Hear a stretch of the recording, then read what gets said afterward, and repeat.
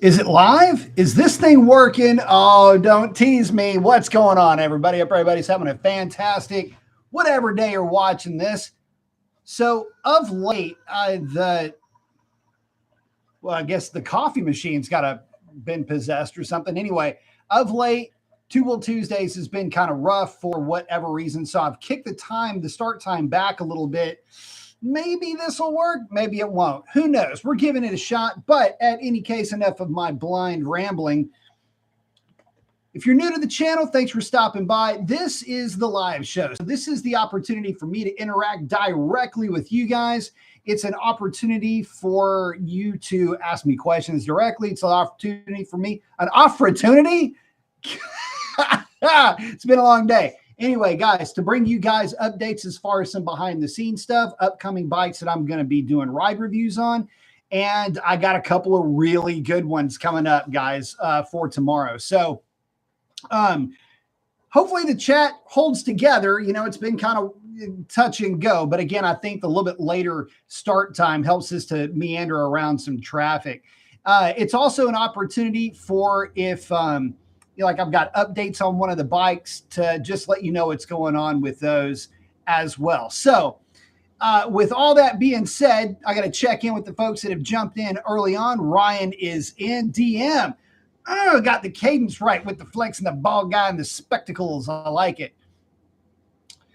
Sam is in. So here's what's coming up. So for tomorrow's ride review, we've got, imagine that, Suzuki. What would it possibly be? It will be the legendary Suzuki Hayabusa is up for a ride and review. Guys, I cannot wait for this. I've been itching to bring this bike to you guys for a while. I really wanted to wait for the right bike. We got one in used inventory, so I will be able to throw a leg over this bike and give you my impressions of it. Huge thanks to Hunter, Tommy, and the rest of the crew over at Stubbs. Definitely cannot do this without those guys. And we've got a Busa, baby. But I've got another badass that I'm going to be bringing to you as well. It's one that, quite frankly, I should have already done. As a matter of fact, I'm kind of kicking myself in the ass a little bit for not having already done this bike. And that is the Triumph Tiger 1200. So yes, I've got a couple of powerhouses that I'll be bringing you guys tomorrow, and I am very much looking forward to it. Now, if you're not used to what the ride reviews are like, or if you're new to the channel, what I do is I've partnered up with Stubbs Cycles in Houston, Texas, and I will grab one of the bikes out of inventory, take it for a spin.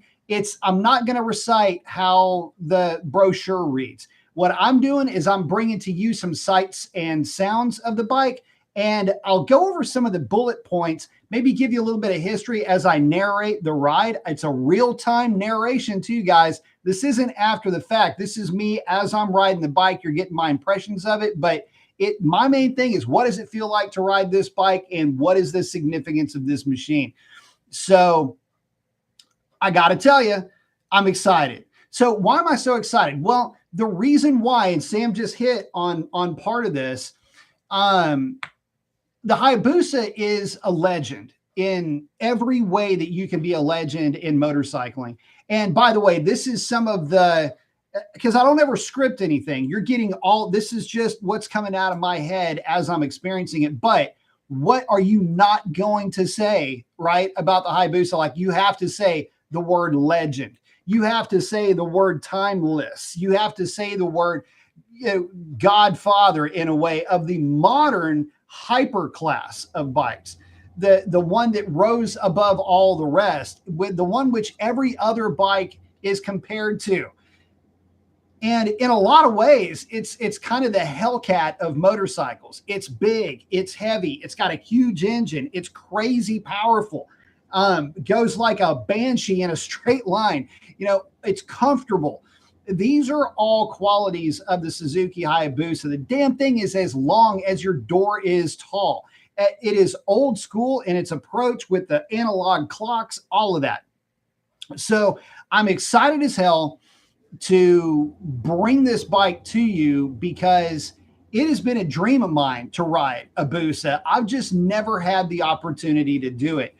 But what's interesting is a lot of folks with the Hayabusa treated them like it was their daily driver. I used to know guys that swore by the Hayabusa, and also the Hayabusa was used as a cop bike by some folks. So yeah, it's the bike has done everything and has been amazing at doing it. And for how many years now have we had the Hayabusa? And it's only recently that the leader bikes surpassed the Hayabusa and the ZX14 in some respects in naturally aspirated roll racing and drag racing. But I got to tell you guys, that doesn't really matter as much as the overall riding experience. And I don't know that. Yeah, I've got a GSXR 1000. It's a beast, right? It's got all the good parts on it. But guys, there's got to be something to be said for 104 pound-feet of torque to the rear tire, right? So anyway, I get to bring you guys the Hayabusa, which I'm stoked for.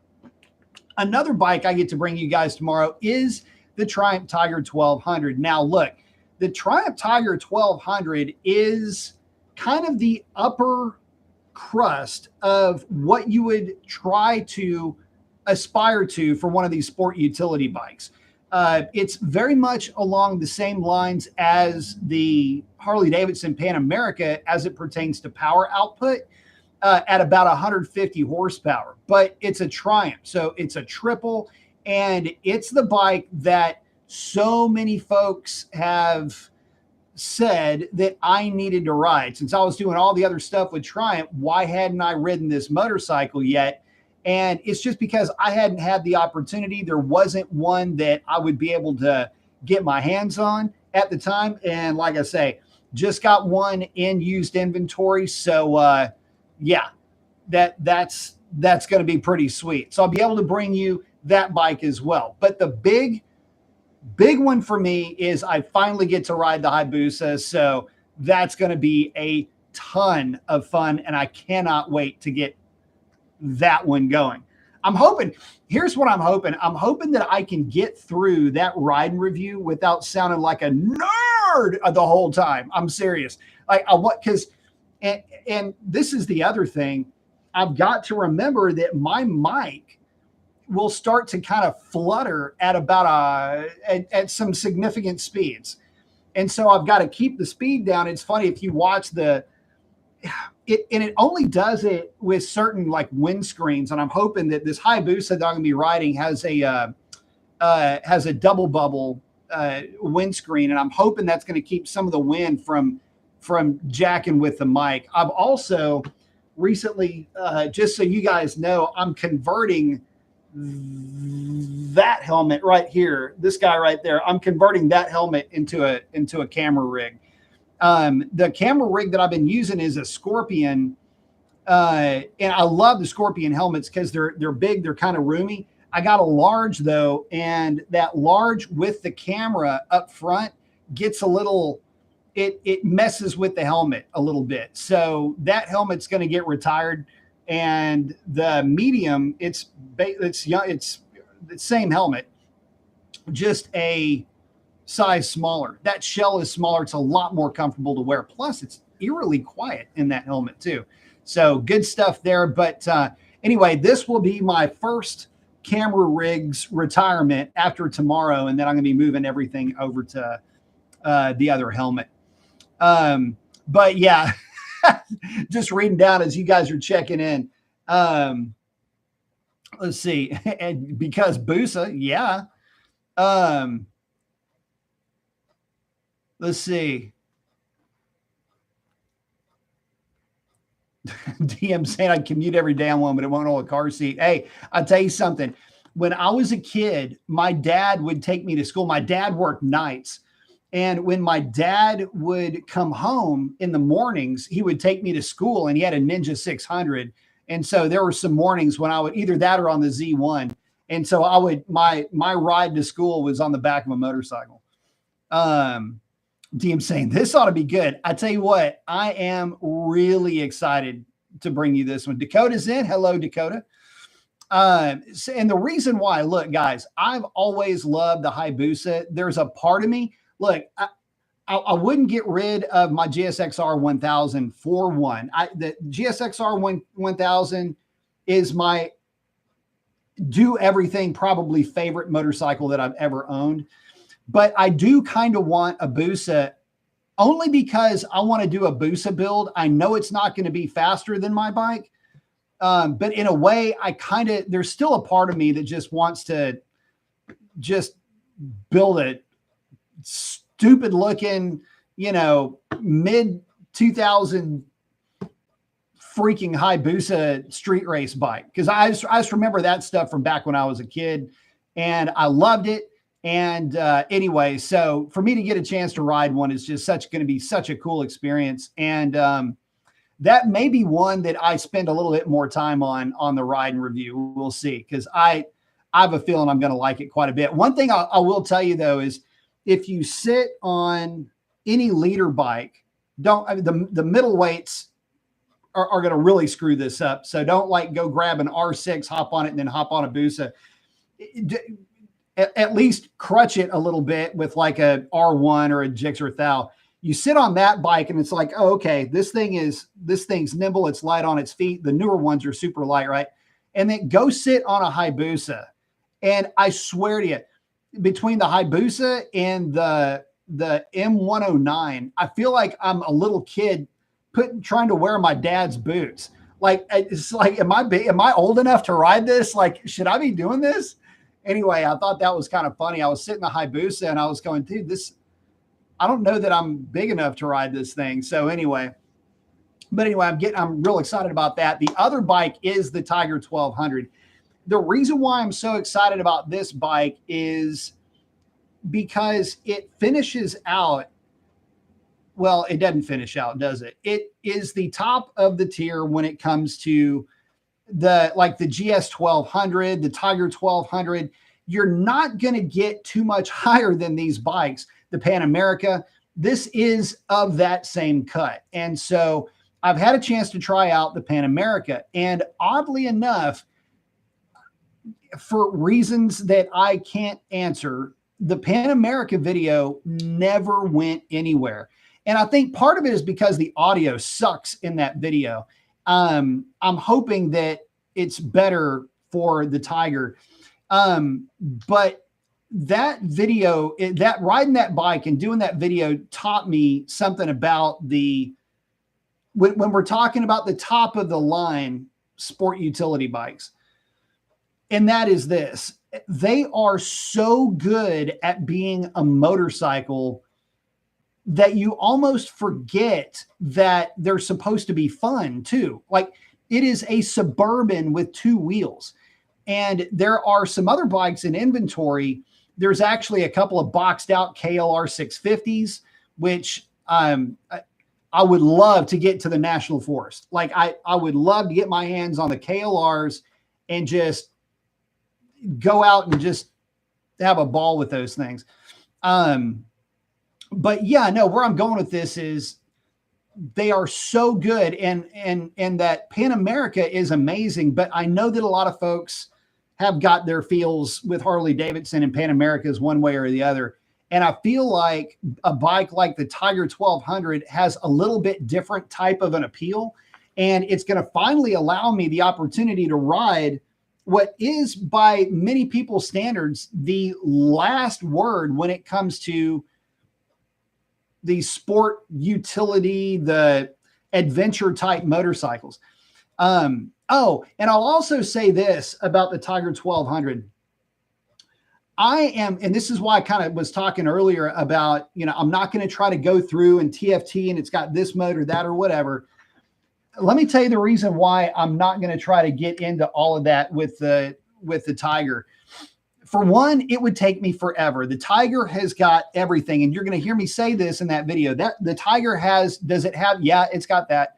Did cruise? Yes, it has that. Well, what about Connect? Yes, it has that too. It's got all of that. What I want to know is, what's this thing like to ride? What's this thing like going down the road? What does the throttle response feel like? And is it at the end of the day, is it really worth all the accolades that folks have been given to it? So those are the bikes that are coming up. I am stupid excited about this. DM saying I've done 189 on a Busa, then stopped watching when I snicked it into 6th gear. Have to maintain a high visual horizon. So DM brings up a good point, and it's unfortunately one that I won't be able to illustrate with this bike because it's stock. The creepy thing about the bikes like the Hayabusa, the ZX14, and realistically now GSXR 1000, ZX10, these are bikes that normalize speeds that, how do I put this? If you ask any Hayabusa owner or leader class bike owner, ZX14 owner, you ask these guys, when does the bike become scary? And the only time they become scary, or this is to an experienced rider though, not to somebody that had just, had never ridden a bike like this and jumped on it and ran it. I'm talking about for experienced riders that have gone out and actually turned fairly high numbers. Guys, I'll put it to you like this. It's so normal to run on a quick blast through the gears, 150, 160 miles an hour. A number like that sounds big. You're like, man, 150 miles an hour, that's hauling ass. We're going, bro, it wasn't even wide open throttle, dude. I'm just kind of fanning the thing through the gears and just letting the bike cut through the wind, man. I'm not even, you're not trying. Your visual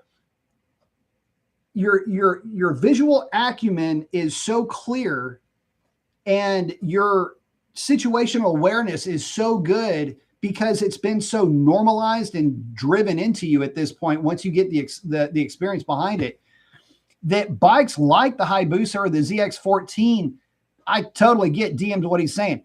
It's, you don't even notice it. You get to the speed so quickly, but they don't freaking scare you. I'll tell you a scary bike. The GSXR 750 in cool weather. That's a spooky bike. That's a sketchy bike. It's 150 horsepower on a short wheelbase that's always trying to do wheelies.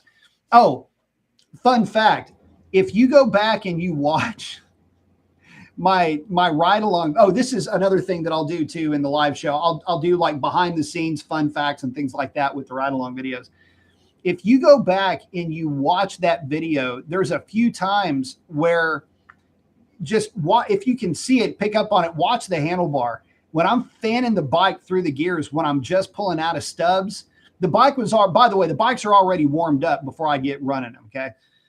So I'm never running a cold bike, and I'm going, this might be the best. The reason why there's a pause in between shifts is I'm rolling it into wide open throttle. The front end is coming up and I'm starting to get giddy. Okay. And and there's a part where you're almost seeing me go into crouch, going to rather full tuck. And I fan the next gear, the best. And I'm just rolling off the throttle, and it was hovering the front tire. And I'm going, be still, intrusive thoughts. Like I miss that bike a lot. I got to tell you. You don't get that level of excitement with the big hyperclass bikes. You get some of that with the leader bikes, but even then they've got a longer wheelbase and they're typically more stable. And the smaller bikes with the shorter wheelbase that are still pumping out quite a bit of power, those are the ones that'll catch your attention pretty quickly and that are very communicative. Yeah, fun stuff. Skid saying, when I was a kid, my dad worked nights too, made a killer breakfast for us, and caught him playing on my Atari a few times. So my dad, talking about Ataris. So remember in television, we had B-17 Bomber, and my dad and I would play, and Pitfall, and my dad and I would play that. There was also, he got these learning games, and it was flashcards for math. And so we would have contests who could answer them the fastest. when I was a kid. So that was a lot of fun. That was like the stuff we would do. But yeah, it was, you know, grab something to eat and get ready. And then we would run off to school, and then, you know, he'd conk out. So yeah, it was a lot of fun. Oh, DM. Oh, for sure. Dude. So the Busa, what he's saying is Busa has so much meat left on the bone for racing. Oh, yes, sir, they do. So what he's getting at is the Hayabusa has got a 1300 cc engine. Okay. It's got, but there is so much that you can do with that much displacement. And it comes, I'm not going to use the word neutered, because neutered is not really the right term, because it is exceptional at what it does, which is being a hyper touring bike. But damn it. And this, DM, this is one of the reasons why I want to build one so badly. I've always wanted to build a drag bike out of a Hayabusa. And I mean, really get the trailer. I love riding on the street. I love doing that, but just build a fun, like not a fast Hayabusa, but, you know, take a bunch of weight out of it, cams, tune, full exhaust, and just build something that'll run.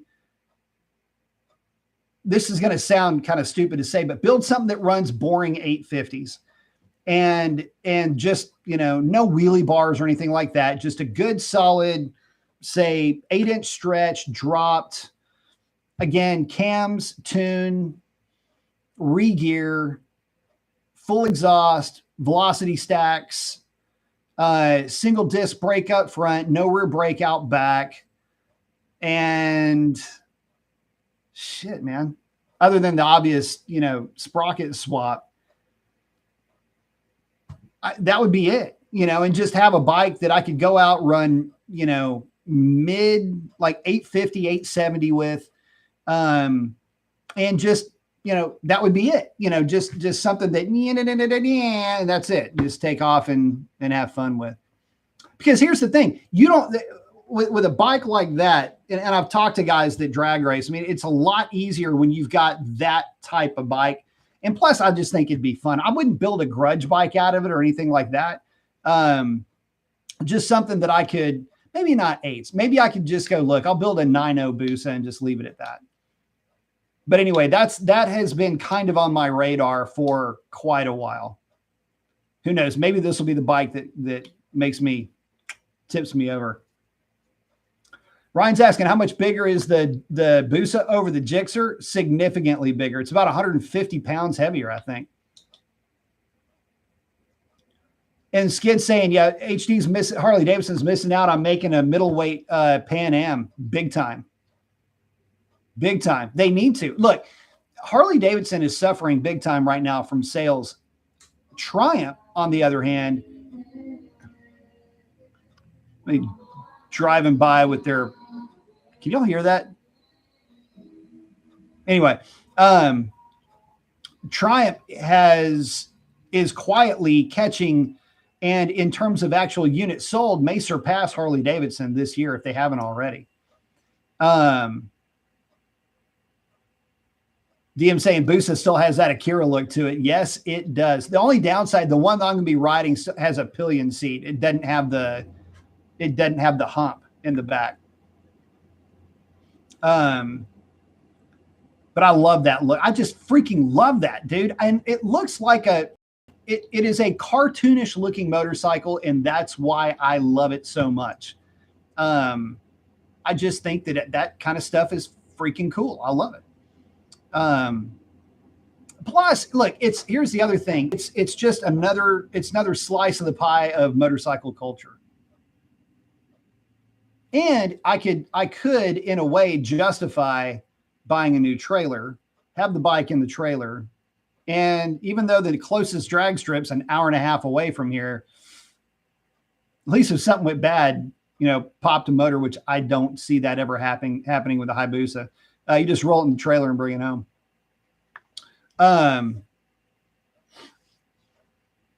Skid saying they need to take the fight to CF Moto, build an affordable tie-built bike. I agree with that. Talking about Harley, you know, what's funny is that they have the their smaller bikes that are built by Hero.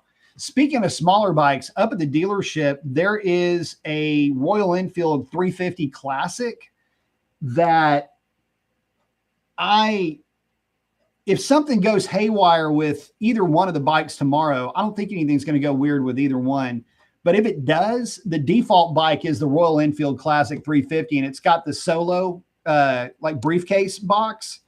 I don't know, dude. I got a thing for those bikes. I don't know why. On the poster over here, it's a Matchless G80. It's a very retro bike that's very reminiscent of the 350 Classic. Anyway, I'm a big fan of those types of bikes too. So if anything goes haywire, that'll be what I'll be taking out.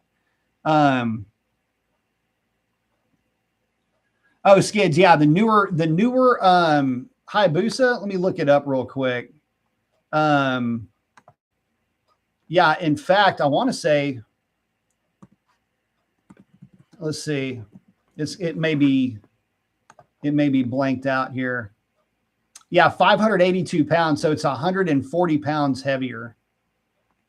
Let me scroll back over here. So I mean, it is definitely heavier. So you can see, yeah, right here, wet weight 582. And to give you an idea, wet weight on the GSXR 1000 is checking in at 440 pounds. So yeah, they're definitely heavy. But you know what the funny thing is? I mean, you see this, MSRP somewhere, $19,000. That is a lot of motorcycle for $19,000. I mean, honest, that really is a ton of bike.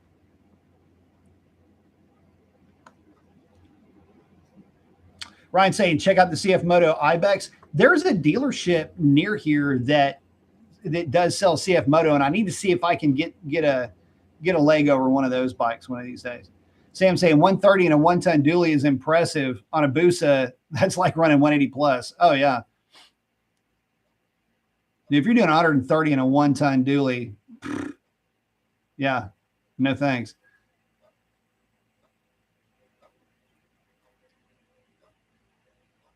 Oh yeah, the throttle locks. Yeah. Ryan saying the Busa is, I think he's saying, looks bigger, but I wonder this more stretched on the Busa. A little bit. Yeah. When you're sitting on it, you do feel a little bit more of a stretch than on the other one. And yeah, the Busa, they're classified as hyper touring, I think. Saying less cramped on the Busa. Yeah, it is less cramped for sure. And yeah, DM's exactly right. You could park yourself on a Hayabusa and just go day tripping across the United States on that thing. Try and say B must turbo the Busa. It is the way. Kaya. I don't know that I would turbo it. I would just, if I were to build a Hayabusa, it would just literally be for, getting out, having some fun. It would be the Hellcat replacement. Sovereign is in. What is up, man? Let's see. DMC. Mr. Busa Turbo Kit, 5,500, 550. Yeah. Oh, Sovereign saying the stream's looking good. Thank you very much.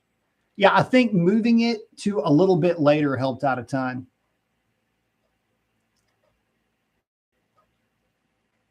Excuse me. Right, just like when folks out boost to it, yeah, have to make it low boost for it to handle turbo setup. Hey, SK. Skid's checking in with Sovereign. Oh, Carl's saying the Street Fighter V4S will float the front wheel and fizz. Sometimes I don't even know it. So it's funny you mentioned that. The more upright bikes, when you start leaning more to the hyper end of the more upright bikes, what's funny about those things, he is exactly right. You can be rolling into the throttle on some of these bikes that are making like one to the rear tire, 155, 165 and up. And yeah, you're exactly right. You'll just be rolling on the throttle fanning through the gears, and you'll barely be hovering that front tire. So yeah, Skid saying definitely feel 140 pounds. But yeah, once you twist it, it's going to melt away. Look, there's another like damn near 30 pound-feet of torque that I'll be playing with. So, well, is it 38, 9, 10, 11? Yeah. I mean, it's about 20 pound-feet of torque that I'll be playing with. DM say NA Cambusa sounds great. Yeah, that's a little bit more what I would be doing with it. It would be more along the lines of, just a naturally aspirated build. Again, I know me, but stock trans, stock clutch, or stock type clutch, and something that I could run in the 8s with pretty much no drama. And if I really want to turn the wick up on it, maybe drop it down into like the mid 8s and just call it good there. I mean, it is still a heavy bike, but it does have a big O motor. So, yeah, I think that would be a hell of a fun setup. But anyway, we can dream, can't we? Skid's going, Ryan, your assignment is to go test ride a Busa. So I am looking forward to that, guys, quite a bit. Like I say, I wouldn't be able to do this without the partnership with Stub Cycles. And as always, they're Hunter, Tommy, all the crew, they're so accommodating towards me, and they're very, when I say accommodating, they tolerate me, and they're always so hospitable. So I always very thankful for the opportunity that they extend to me. So, but yeah, this is going to be fun one. This will be a real fun one for me. Here's the thing. And this is, we all know that the Busa is fast. It's what is it like to just ride one of these things, not to try to bury a needle in one of the clocks.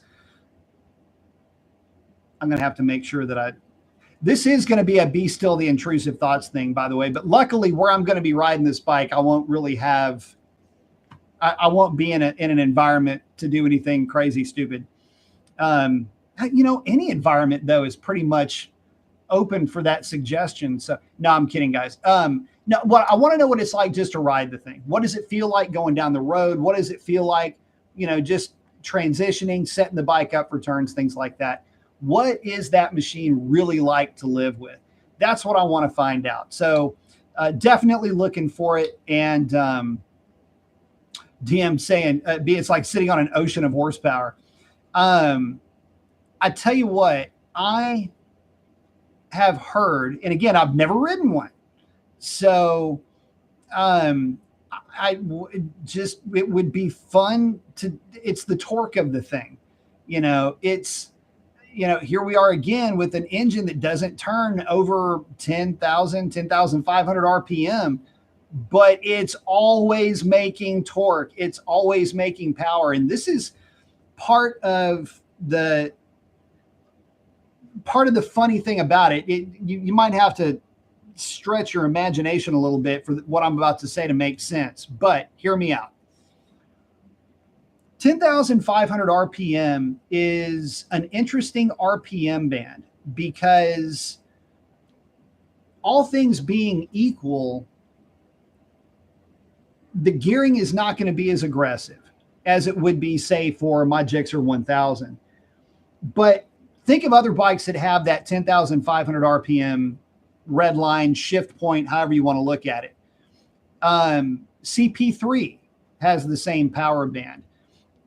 Pretty much any of the not so super sport bikes have that same RPM range, even though the engines are a lot smaller, less cylinders, but they still have that 10,000-ish RPM to play with. Where I'm going with is this. If you want a bike that revs to 10,000 RPM, this is the bike that you want. I'll put it to you another way. My Z900 RS Cafe with velocity stacks, full exhaust, tune, filter, the whole bit. That was a 10,500 RPM bike. And so again, it's a really just, it's a choice street RPM window is where I'm trying to go with this. Well, it took me a while to get to that point, didn't it? Anyway, it is a very juicy street RPM range. It's not like a 600 or one of the newer leader class bikes that will absolutely, once you de-restrict them, they're wanting to spend a 12,500, 13,500, 14,000 RPM. You know, the new leader class bikes, they're basically the same RPM range as the middleweight super sports. But the Busa is not like that. The Busa makes a ton of torque. It makes a ton of usable power. And it's a very street-oriented, yet very large and very powerful engine. And that's why I'm really looking forward to this, because a lot of the bikes that I've been riding lately have been falling into that category. Now, the Gixxer 750 or the 600 doesn't fall into that. But again, remember engines like the 776 P2 from Suzuki that's in the GSX 8R, the 8S, the V-Strom. That engine has a little bit lower RPM band, but pretty much any of the more street-oriented bikes, it's kind of weird how they all kind of evolve convergently, but they just all kind of evolved into that RPM band. Now I get to ride the bike that has the most of everything in that RPM band. And I also get to ride the Tiger 1200, which has roughly the same RPM band. And obviously not nearly as much power, but tuned for a lot of mid-range and a lot of snappiness. So yeah, definitely good stuff there. Cam Busa is pretty sick. Right, saying, talking about your assignment is to ride a Busa. Ryan said, I might mess the assignment up. I was supposed to ride the Gixxer though, and bought a CF Moto 700. That's a sweet bike.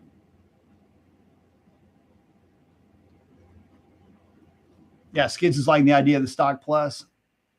It's all about torque. Yes, it is. Skid saying ZX14 owners whine about Busa getting all the love. Hey, it's well earned. You know what? Kawasaki could have just as easily released the ZX14 a long time ago. You know, it's kind of funny. The Busa gets the love because it is such the granddaddy that it is. You know, it took the ZX14 to dethrone the Busa, and I don't see anybody going after any of these other bikes from a hyper touring point of view. I don't see anybody going out of their way to try to, claim that throne. I will say ZX14, there is a ZX14 at the shop, by the way. The ZX14 tuned, full exhaust and everything else, it will make more power than a Hayabusa. But you know what's funny is that you can talk about a Busa for 20 minutes and never think about a ZX14. You can't talk for 20 seconds about a ZX14 and not have somebody mention or the thought of the Hayabusa cross your mind. Sam say, I knew a guy that ran from Jacksonville to Nashville on a turbo Busa in around 5 hours. I don't know how far that is, but it sounds like it's hauling ass.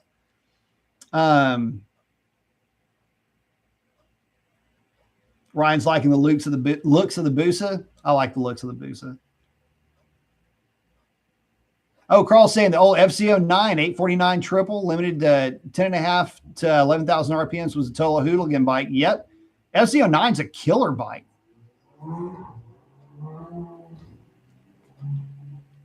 So what that was, that car, if you guys heard it, that is the latest gen Supra. And if it's the one that I'm thinking of, it's a white one and it's really pretty. And I'm surprised he didn't have that thing popping and banging on diesel on the way back this way from the shop. He'll run that through. It'll go pop, pop, pop, pop, pop, pop, pop. Sam saying at 613 miles. Holy shit. That is hauling ass.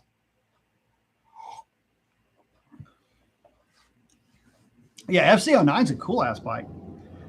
Man, I'll tell you what, there are some bikes that are out there right now that I would love to ride, but I just will not be able to get my hands on them anytime soon. And a couple of them are Yamahas, but there are some bikes that I'm trying to schedule coming up. Oh, it's the R9, the MT09, XSR 900, basically, and the Tenere. You know what? No, I take that back. There is a Tenere at the shop. That may be coming up.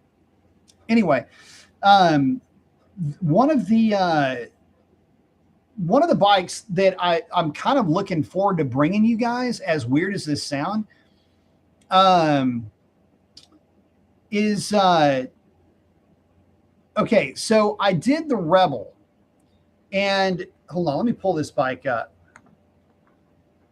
Bear with me just a second. Oh. I'm going to pull up Honda's website real quick. So I always get these screwed up. By the way, while I'm pulling this up, the 50th anniversary Goldwing is no longer at the dealership. I was kind of hoping I was going to see that. And unfortunately, I wasn't able to because it's already gone. Right now I'm looking up, on Honda's website, there's the 50th anniversary. Oh, this is taking forever. Okay, here we go. The Shadow. I always forget this bike's name. It's just kind of a bummer. So let me tell you why. You just switch back over here. And I'll go to Honda Power Sports. So let me tell you why I want to try the Shadow too. And who knows, I may even grab a Fury. But one of the reasons why I want to ride the Shadow is it's like this. The Rebel did and continues to do extremely well on the channel. And there is a real market for these types of motorcycles, right? And I don't know why the Shadow name. I'm always thinking in terms of Rebel, but the Shadow gets a little bit overshadowed by just how good the Rebel is. But the Shadow's got some things that it does extremely well. Styling, it does very well.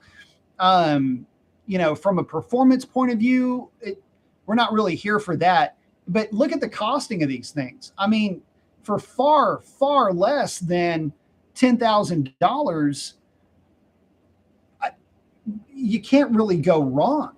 And I got to tell you, when you start to, it might have blanked out. I'll be back here and I'm just going to scroll here. I mean, look, I get it. And I know why. When you start getting into the Rebels, they are a damn good looking bike. I get that. But yeah, the Fury looks really good. I don't know why the Fury never really got, I feel like, the love that it should have. It is a cool looking factory custom. And from what I hear, God, the people that buy that thing freaking love it. So it's got a stigma, I guess, associated with it. It's not a Harley or whatever, but damn, do you need one? And if you've never seen one of the Furies, it is an impressive machine in person. But taking that aside, no, the Shadows, I like the minimalist look of this bike.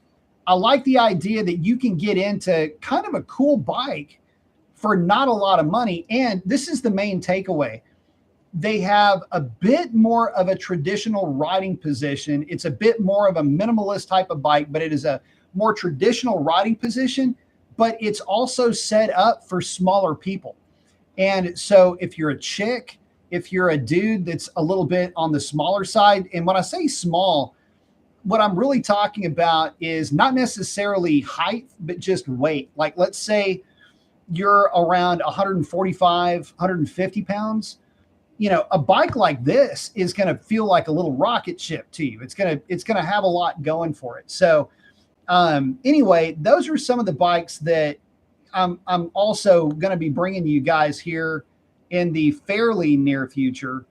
And so hopefully that'll be happening probably sometime in June. I don't know why the website's real herky jerky. Anyway, let me get back to you guys. Yeah, and as far as the sport bike goes, any of the CBRs, I would, anything CBR related, I will always love. The only weird thing about the CBR is it feels like a much smaller bike than it really is. I don't know why this is. Come on. Oh, well, hang on a second. Okay. So, all right, let's go ahead and just talk about this for a minute, because there is a bike that is supposed to show up any day. Matter of fact, I've been riding around with my rig in the truck waiting for the phone call that says the Hornet is in the crate. The Hornet is in the building. Get your ass over here right now. So the Hornet SP should be showing up anytime soon. And that is going to be a bike that I probably need to make sure that I leave my wallet at home, that I leave my, I don't need to be bringing any money with me, because, hang on, let me just go ahead and get this thing up and running here. By the way, there's going to be quite a bit of inventory. Hang on. Yeah, something's up with the, something's up with Honda's website. So anyway, let's just do this. So yeah, that's one where I kind of might want to just chill a little bit, make sure I don't make any dumb decisions. I do know where the title to my Rebel and where the title to that T-Bird is. So is this thing really going to do that to me? Hold on. Let me see if I can get this website. Why are you doing this to me? Honda, you're killing me. Anyway, yeah, Honda's website's experiencing. Hey, at least it's somebody else's website going through hell this time.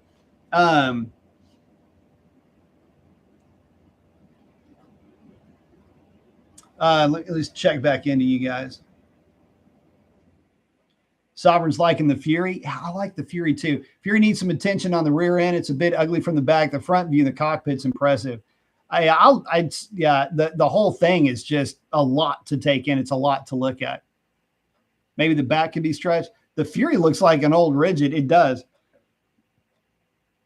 Skid saying some dudes are doing chop fenders on Furies with wider rear tire. I think comes with a 200, at least a 200. I've seen a couple with 240 like the Breakout. My T-Bird's got a 200 rear tire on it. I tell you what, it's just this Honda's website screwing up is not doing us any favors. Because what I wanted to say is this. So, I've been riding some of these other cruisers here and there, right? I've ridden the Rebel, and I have, oh, well, yeah, we got the website back. Hang on. Let me see if I want to do a build your own on the, bear with me, guys. I know the screen might've gone blank. I'm still here. I'm just, yeah, that website, we're getting back over here. That website's a little bit sketch. Anyway, what I was getting at is, where was I going? Oh, so one of the things that I found that if I have a complaint about my T-Bird is that you do have to be mindful going around corners. And I always grind my shoes or grind pegs when I ride that bike. And so that's what made the Street Glide so appealing to me. In fact, I was talking, the guy's name is David, the sales manager over at Stubbs Cycles, Harley Davidson. And, he was saying, man, you can't wait to get you on another Harley Davidson. We're trying to figure out, schedules and how I could do another ride review for them. I'm trying to get Harley Davidson as much love as I possibly can. And but I told him, I said, look, man, I don't know that Harley Davidson's got a bike in the lineup that's going to impress me more than that Street Glide. I mean, I get it. There's more powerful or whatever, but that's when it comes to a bike like that, that amount of power with that kind of bike was really good. And so anyway, I'm hoping to get some more Harley content for you guys. It's just that what's weird is that the Harley content, it really is tough to get that content to take off on my channel anyway. So, but as I've ridden the other cruisers, man, you don't have to have a bike that's going to grind your heels or grind the freaking pegs every time you ride it. So that's one of the reasons why, maybe looking at an upright bike, would it be good for the channel, for me to go ahead and maybe move away from a couple of other bikes. And, I'm kind of done with the GSXR 1000. Not that I'm getting rid of that bike, that I've got way too much love for that bike, honestly. Yeah, I'm still trying to bring up the Hornets, the page on the Hornet. DM saying B, sell the T-Bird and get a Busa. Let's drag in parts and more hot rod options. Yeah. This kid saying you won't be bothered with any other Harley Davidson. The Street Glide is so much fun, dude. So let me tell you something about the Street Glide. And guys, this is something that I had never, how do I put this, man? This is something that I never would have thought that I would be coming away from a ride on a bike like that saying, mainly because I've always been so against them for whatever reason. The floorboards on that Street Glide did something for me. Like the way that my brain is wired, I either want to be more up front with my feet on a cruiser, depending on how I'm sitting on it, or I want to be a little bit more tucked in. And the floorboards allowed me to have both. And what was interesting is that I came away from that riding experience going, dude, love the bike. It needs to be a bit more accessible to more people, but damn, what a good motorcycle. And I don't know, it's going to take a lot to impress me, although there is an Indian Challenger up at the shop too. So just saying that. But here's the funny thing about that bike. The battery was dead. That's the only reason why you guys haven't seen that bike, is literally the battery was dead the day I was going to ride it.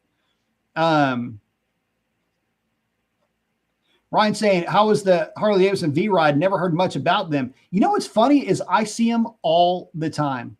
Matter of fact, just saw one maybe 2 days ago. Great bike. That is what is what the latest the Rev Max engines are all based off of that bike. So yeah, and skids, yeah, the V-Rod was way ahead of its time, and the old heads killed it. They're awesome bikes. I tell you what, I didn't like the V-Rod with mid-mount controls, which is to say your feet are more underneath you.